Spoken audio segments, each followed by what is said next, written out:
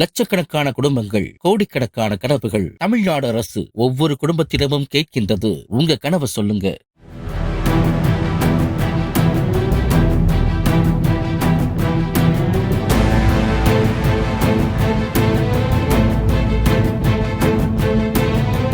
திருவள்ளூர் மாவட்டம் மீஞ்சூர் பஜார் வீதியில் ஆட்டோமொபைல் கடை முன்பு நிறுத்தப்பட்டிருந்த ஆக்டிவா இருசக்கர வாகனத்தை இரவு நேரத்தில் மாஸ்க் அணிந்த 2 இளைஞர்கள் திருடிச் செல்லும் சிசிடிவி காட்சி வெளியாகியுள்ளது.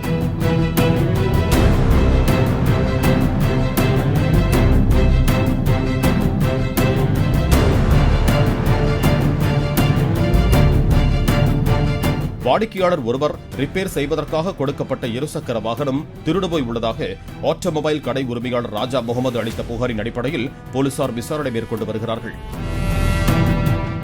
லட்சக்கணக்கான குடும்பங்கள், கோடிக்கணக்கான கனவுகள். தமிழ்நாடு அரசு ஒவ்வொரு குடும்பத்திடமும் கேட்கின்றது, உங்க கனவை சொல்லுங்க.